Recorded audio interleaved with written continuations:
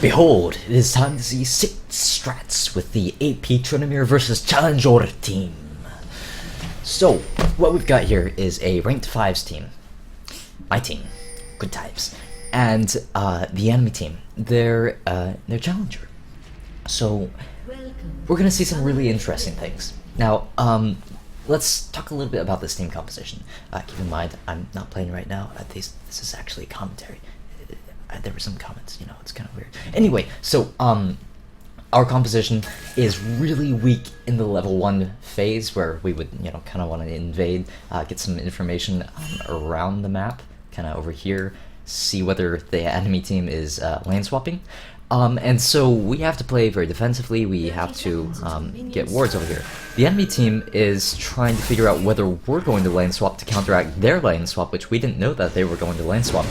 And so they go in deep, and our team is able to just really poke them down. So this is a very heavy poke composition. We don't have much CC, but what we do have is mobility and poke. Everybody here has huge mobility. Tryndamere, it's like a 6-second flash eventually, after he gets 40% CDR and a couple levels in it. Nidalee, of course. She used all of her mana here, so she's going to need to smite that blue. Karma, mobility for the entire team. Jarvan, in, out. Quirky, very safe 80 carry. He can do what he wants. So I start E in this lane because I think Shen's probably going to go top. He has teleport, so he might start on a minion and then just TP top. So I want to push this up. Unfortunately, it turns out that they lane swapped, which really sucks because that is the worst possible thing for a Tryndamere who started E. You could probably deal with the lane swap if you start Q on Tryndamere, but aside from that, I mean, come on. It's not gonna work. And I'm not gonna try my luck with these Krugs. No. So, I could probably deal with the Raptors, but I decided to take the Wolves instead. If I were to kill the Raptors, I'd just kill them the small ones first and then the large one. But, so what we're going to do, because, there's nothing I can do in this. I could stay back, I'd maybe die. Probably not. If I stayed back, I'd maybe get a little XP, but there's no way I could get any minions. And this being a Challenger team, they probably would have frozen it anyway, even if I didn't almost begin to push it up. So I clear the camp very, very unsafely, and our team really wants to look for a 4v1 dive in bot lane, which is totally plausible, and Jarvan realizes this very early on, so I mean Jenna, so she recalls, and she's coming to help. But we have so many people here, so I'm here to support, and AP Tryndamere, I mean, just chill a little while, and he can heal up so quickly. So I was at basically no health after the camp, but now I'm pretty good. And by the end of this, I'll have more health than what I began with. So we're just sort of diving them, going on doing our thing. And unfortunately, Jenna gets here just in time to do the little cheeky thing, and that kind of sucks. But Ashe is stuck top lane. She's probably just gonna freeze it, and we can get the tower. So from here, it's kind of just, what do? Do we push it up? Do we leave it? We could let the tower just kill all of our minions, and then really funny about it, just let the wave push up to our tower, and then I would just be able to farm for a very, very, very long time. But our Nidalee makes the call. Okay, then he makes the call to push it up, and instead of freezing it at our tower, to just make things happen around the map, while Shen is stuck farming with 2 CS, and he's trying to, I mean, he can freeze it, so he's just going to stay there. Now, this can easily turn bad if we don't make something happen, so I get 2 daggers, which is pretty standard on AP Tryndamere. Notice I started Dorn's Blade because, you know, I mean, that's perfectly fine. I mean, sure, it's AP Tryndamere, but Tryndamere still benefits from AD, and against the Shen, which I thought my matchup would be, I could just sort of harass him and consistently heal up off the minions. So the daggers, those are going to help me clear. While Nidalee gets the buffs, there's not much that I can do, so I'm just going to farm up a little bit. It's going to give me about the same amount of gold as Shen's getting, maybe a little less, but we're gonna just make a few things happen, hopefully. So I clear the other camp. Now, me thinking right here, this is kinda sucky, but at this point, I want to go mid. I want to maybe make something happen. Maybe we can stay. Nidalee does a great thing, and they're able to just dive on and kill Xerath, which is really great. Jarvan really makes that happen with 3 longswords.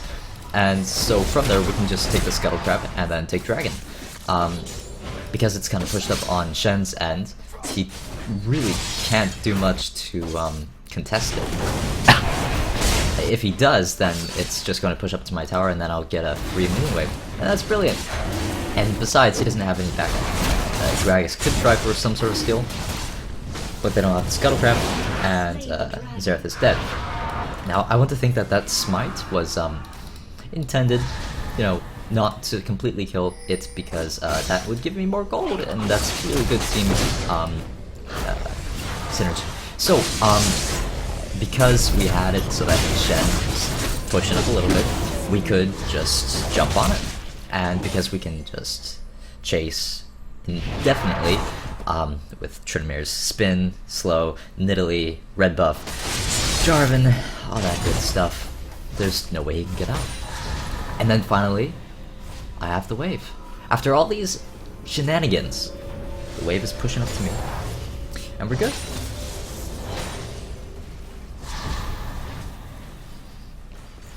This is gonna make for some good times.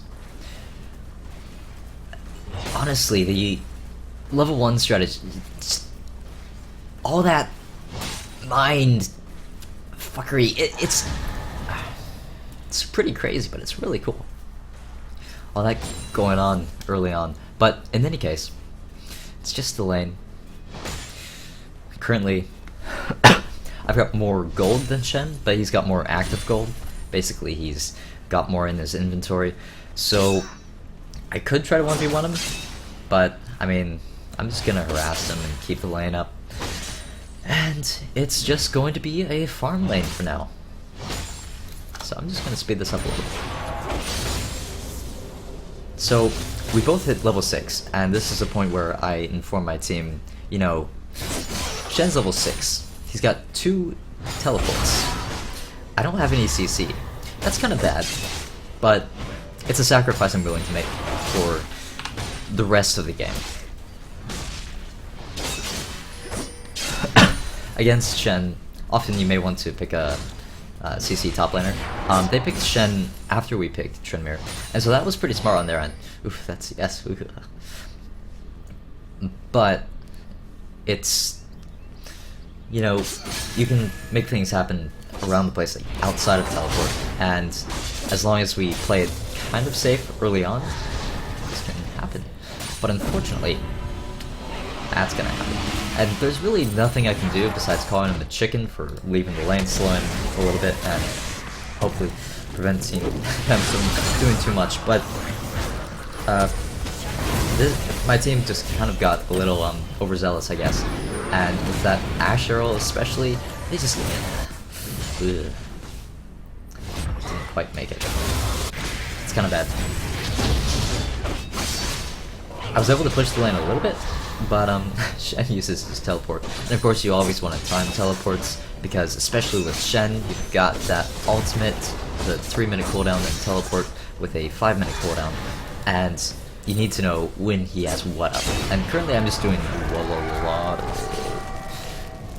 I pushed it up, and it's going to start pushing to me. So at this point, I've got enough gold that I want to recall, and I don't really care what precisely happens for a little bit, so I just did a few stupid things that generally, if one were carrying, one probably would not do.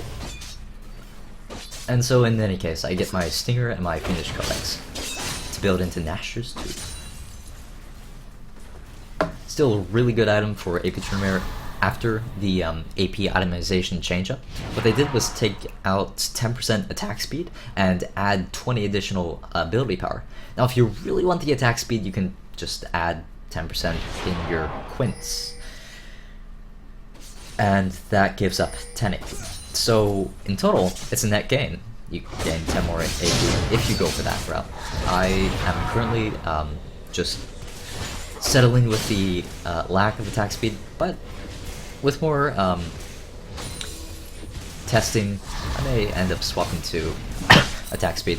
I'll probably keep that posted on some sort of social media, Facebook. And my guide, definitely going to update that with this sort of information, particularly the AP itemization change, which doesn't amount for much change in the actual build. In any case, so this is a wonderful lane. We're just kind of farming. Shen is farming. I am farming. My team died. Kind of. Yeah. So that makes for more farming, right? Okay, so Dragon's up in 40 seconds. Nidalee's dead, but that's okay because she'll be up just in time. And I'm doing this sort of slow push. I could have pushed this out very quickly so that it could, you know, go to the enemy tower and reset, but I actually want Shen to have this huge wave that he has no idea what to do with. Because if I build this up and then set it on him at just the right time, and at the same time provide a little interference, just kind of thwacking him in a good way, then I can just go for Dragon, and he can't really do anything. So he's at almost half health. He could TP in for some sort of team fight, maybe. They don't really have too much knowledge on Dragon though, and we pick the perfect time to get the Scuttlebat and just get on that. Dragon control is really important. Of course, you always want to get it when it's up, as long as you've got that exact timer. The enemy team probably saw some of us when we killed it, because you know you get that little beaker, that huge thing that indicates to the enemy team, oh, they got Dragon. Whew. So they probably had a timer on that, given that this is a challenger team, but they were in no position to contest it. So Shen just farmed the wave, and now, I mean, if I just leave it, then the enemy wave will come up sooner than my secondary wave, and so it'll eventually push up to me. But I actually want to push this in, and I realize that pretty soon. So I start pushing it, and that is mostly just because I want to get it to the enemy tower and recall. I've got a lot of gold, 1,000, enough from Nashor's Tooth, and if I get enough gold, maybe a little bit more. So I'm just going to push that up to the tower, and once it starts hitting them, I'm good. I can just do whatever I want, a few shenanigans, kind of, you know, I don't know. But yeah, so I can recall then and get Nashor's Tooth, plus probably just Nashor's Tooth and an upgraded trinket. Yes. Especially at this level of play, it's anywhere really. Upgrading your trinket, especially to like the greater stealth totem, it's really important. It's like having this Sightstone.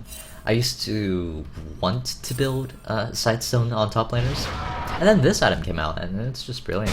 So Shen did his thing again. They've got that arrow across the map, which is pretty cool. So their team composition, we can definitely see how it works. They pick someone off.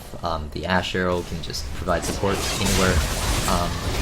So we need to play against that, of course, by mostly grouping up. And AP Tryndamere is great at that. So we try to defend the tower.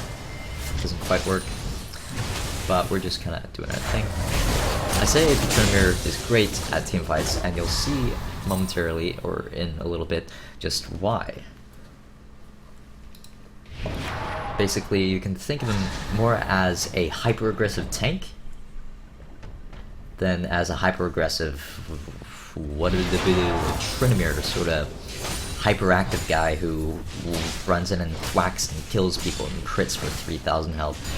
That's all great and all, really fun playstyle, but that's not for me.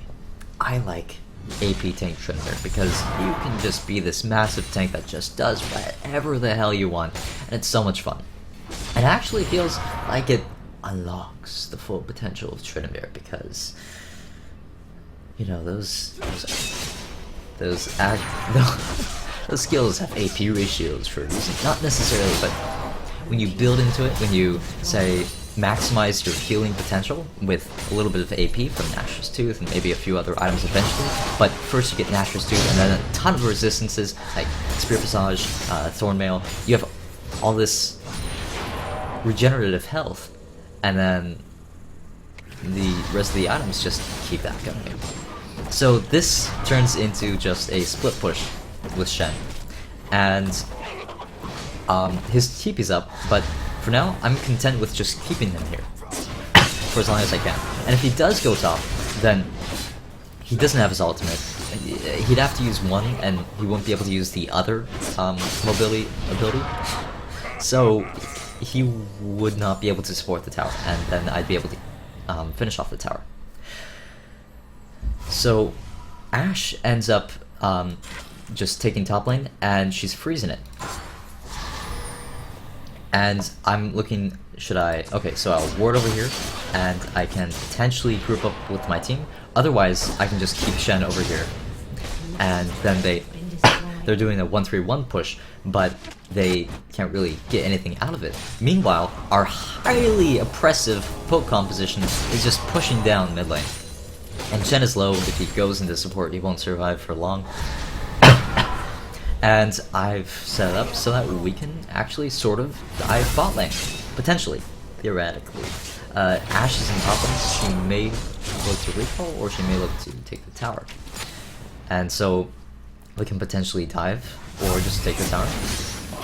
Something's gonna happen though. It's quite unfortunate. I kinda just do my thing. Because, you know, if you turn it, doesn't quite care. You know, we almost get someone out of it too. I didn't barrier there. I could have. I was a split second off. So what I wanted to do there was just take the damage of the turret, take the damage of the team, while the rest of my team just focuses down the turret, does whatever. And then maybe we can fight. Maybe I can go back in, do whatever the stuff. And unfortunately, that doesn't quite happen. I mean, Gragas uses his ultimate on me solely, which is great. But I mean, we're able to push them out mostly. If I hadn't died there, if I had been able to use barrier, I would have been able to heal up enough, just a little bit more, and then we perhaps could have stayed on the tower. But no, I didn't use barrier. And that's the thing about AP Tryndamere. If you die, you really don't have anyone to blame but yourself. You got an ultimate that gives you invulnerability for 5 seconds. Oh, Dragon's live, so we want to make this happen. You've got a massive heal, tons of defensive, barrier, tons of defensives, eventually Zonia's, and mobility that E. If you die, it's pretty much 9 times out of 10 your fault. Eye out there because precautions. You know, that I realize now, at the beginning of this game, first like 20 minutes, now it was pretty dorky. The weird ultimates, the weird sorts of things at the enemy tower. Kind of strange, but keep in mind, I mean, this is a 60-second cooldown. It's really, like, you can just do it. Just make like Shia LaBeouf and just do it! Make your dreams come true, because if you don't do it, if you end up just not barriering or doing whatever like I did, you're gonna die. You might die. And that's a bad thing. You don't want to die. So just take the opportunity, even if, I mean, yeah, even if it looks like it's wasted. I mean, my ultimate's already up. so we can just do stuff. And Ashe is back farming bot lane, so we want to make something happen. We will speed up buffs and stuff, but unfortunately it's a really small corridor, and Xerath is exceptionally good at that.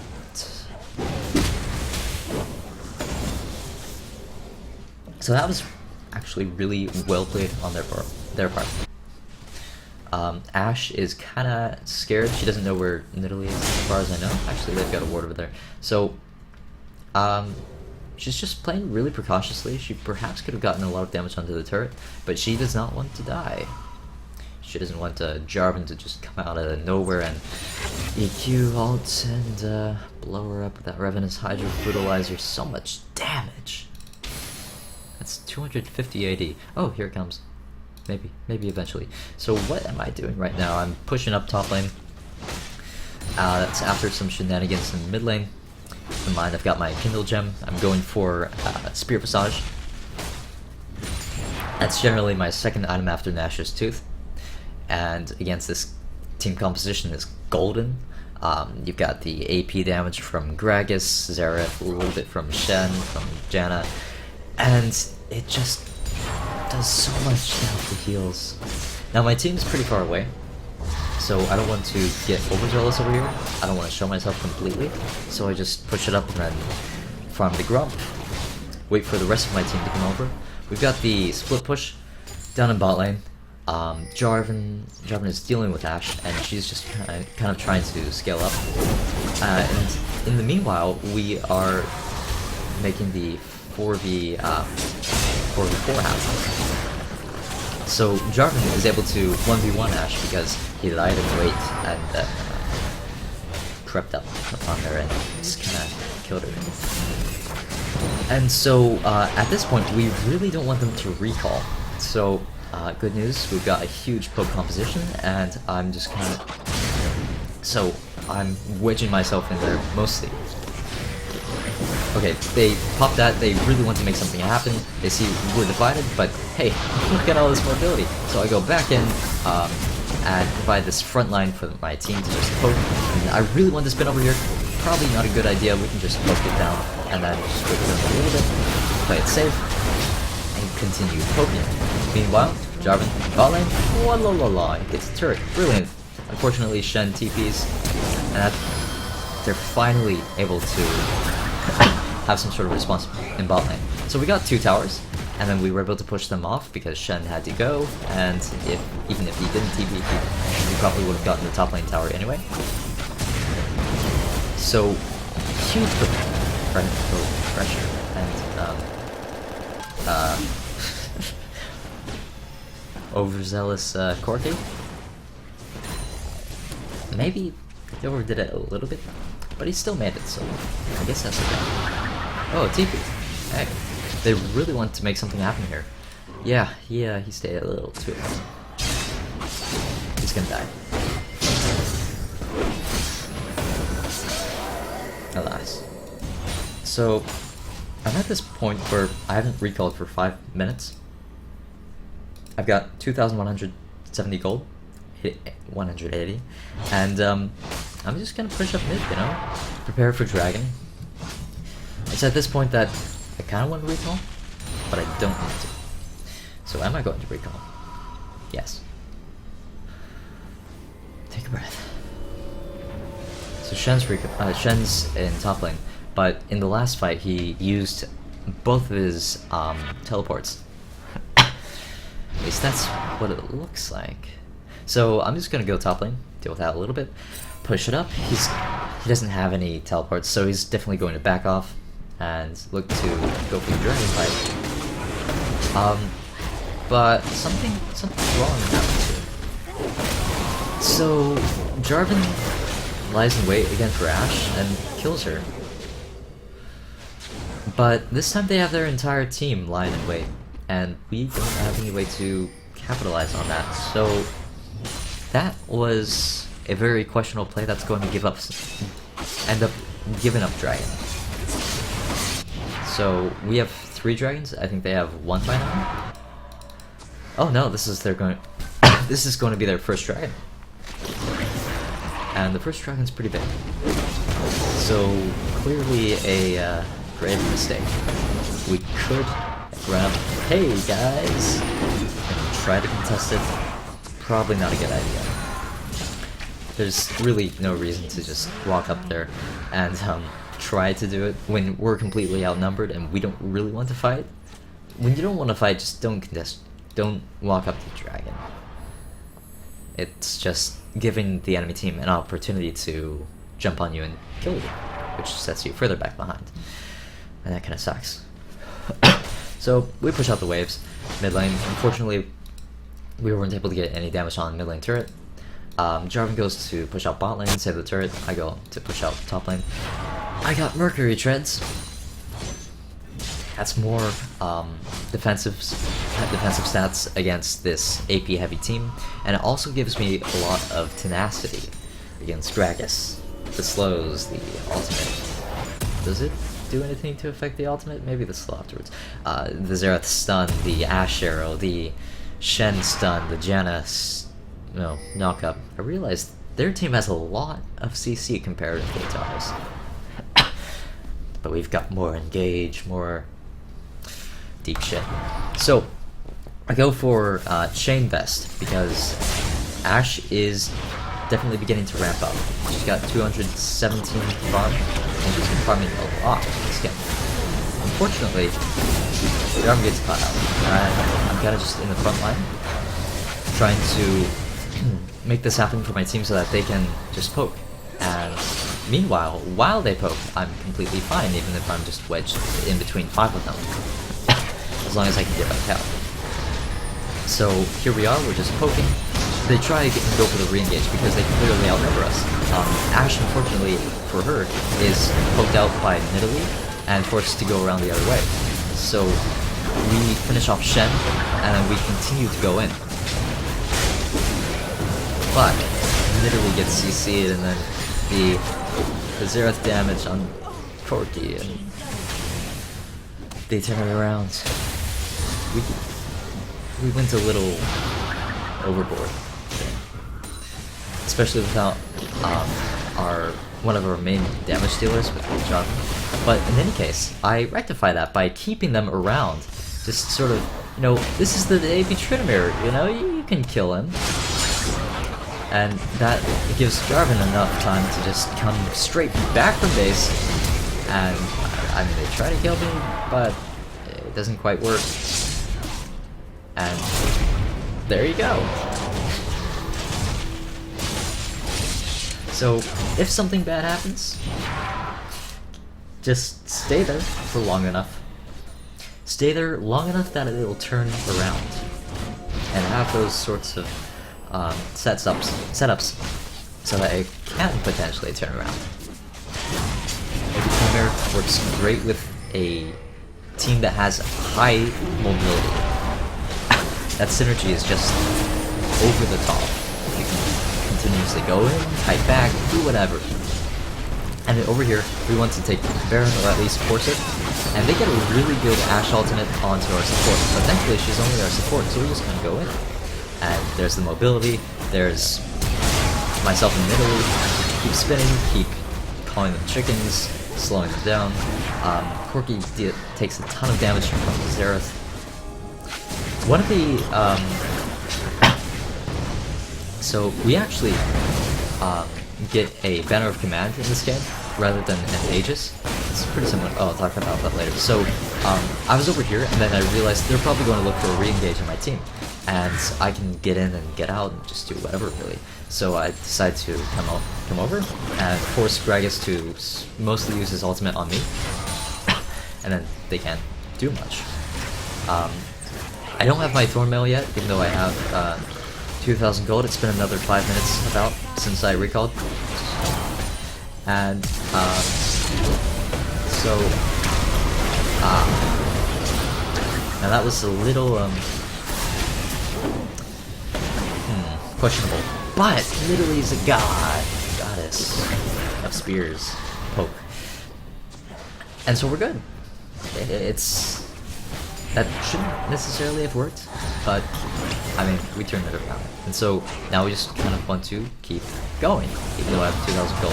So, we just kind of poke it out, and then, you know, dragon's up in a minute or so. If we can't really make anything out of this, we just want to back off. And that seems like it's going to be what will be happening. So all of this really kind of ends in nothing at all. Really fascinating. So we went for Banner of Command because that bannered minion will help us with sieging. Oh, Ash Arrow. Oh, I see. That's gonna delay my back a little bit. Probably still gonna keep the tower down. And we'll have enough mobility to get back to Dragon in time. So that's good. So the Banner of Command will help us in sieging.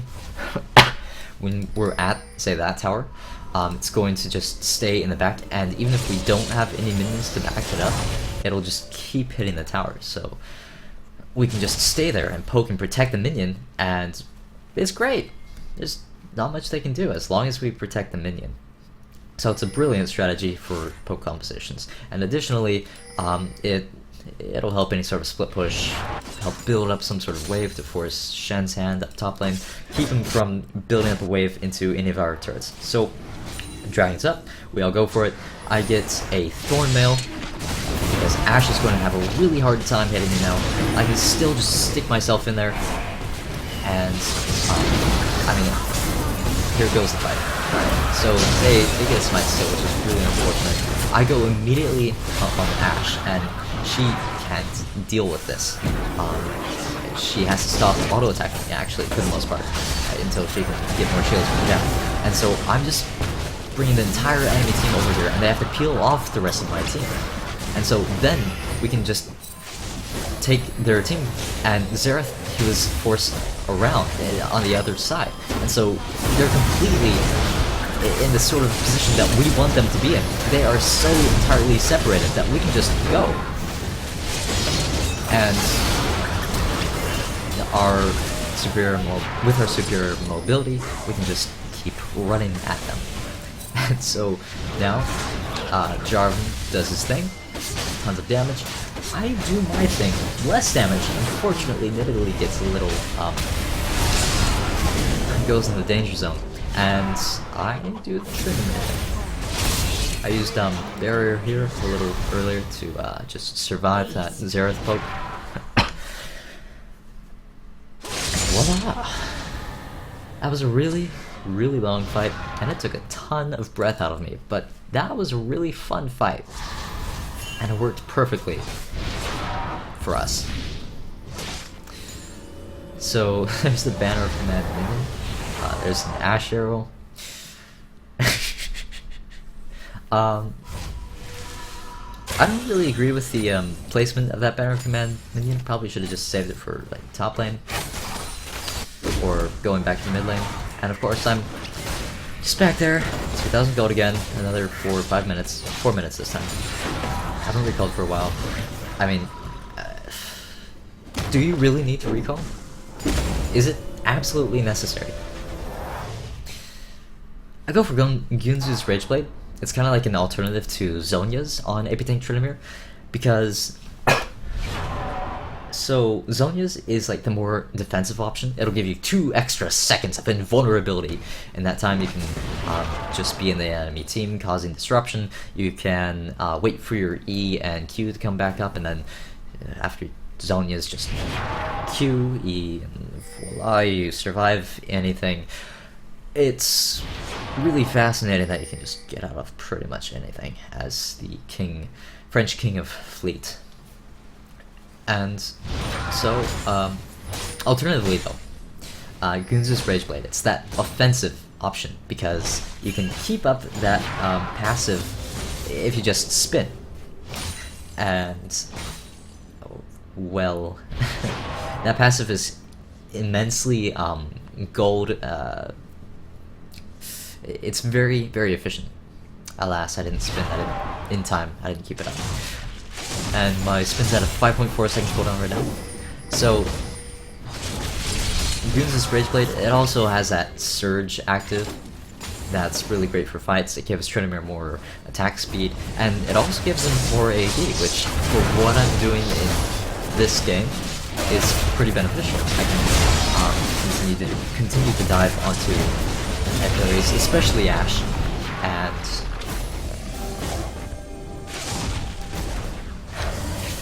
kill them? Yeah, I think that's what I'm looking for. So here's the banner of command in action. Of course, it also gives us that Aegis active, which is really nice. Or Aegis passive. So like Corki's, I mean they have a ton of pokes, so we're a little protected against Xerath. Now, Xerath is able to clear all of our minions, except for this one. And we've got Karma, she can just keep shielding it. And also, it's really resilient. So it's just hitting the tower. And they're forced to stay here. We have Barret as well. When did we get that? I must have... Oh right! Right, we did get Barret. Yeah. Did I show that? Pretty sure. We had Oh. Okay. So I just want to touch on that actually. Wow. I got completely lost. So we brought our entire team around here, and since we're so mobile, we just all jumped over this wall. So there was no way they could have any vision on us, and Karma just kept the wave clear in mid lane. And then we got Baron. They had no way of knowing it, and it just went so fast. So then we just went to push mid lane, and I'm kind of looking to go in. I really want to. I can totally survive it, but I mean, Corki's kind of slowed because of some sort of poke. We don't really want to do it. And so we're just poking. I half pull the trigger, which results in me losing a lot of health. So I decide to heal up off of these raptors over here, which is definitely going to take me almost back to health, full health. But then we realize, why dive? Why risk that when we can safely take top lane, bot lane, and then go dragon? We could just kind of go all just balls out, but we could also play it smart. So we decided to play it mostly smart. Did I purchase anything? No, I didn't. So I figured I'd just sort of go to the wave before buying anything, and then decide what to get once I get enough gold. And at 2,000 gold, I end up getting a needlessly large rod, which unfortunately isn't as gold efficient. Well, I mean, it is as gold efficient as before, it's just cheaper, and I have some leftover gold. But I get the the elixir of sorcery, the AP one, which gives me damage on auto attacks, and 40 more AP, which is really nice. But like, all of the elixirs are good on AP Tryndamere. In this scenario, I just wanted more damage on turrets and more healing and some stuff, since I went for the Guinness's Rage Blade instead of more AP items. And they really want to sort of contest this dragon, and they figure that, you know, they can probably get out of it. When Gragas went in, he still had flash, so he could have gotten out. But we all had so much mobility that we were just jumping over it. And we could just continue to push them out, continue to chase them, and there was nothing that they could do. Should they have contested that dragon? Maybe, maybe not. Perhaps they could have just pushed mid lane, but that was pretty inevitable eventually. We won. Brilliant game, 17 assists on AP Tank Tryndamere. It's a really fun build in that it's not this hyper-aggressive, like, damage dealer. It's instead a hyper-aggressive tank, which makes for some really awesome playmaking capabilities. And so, definitely, I mean, I recommend trying this out. If you do try it out, remember that it may take a little while to get used to the playstyle. So, in any case, until next time, this is Jamal Popka, signing off.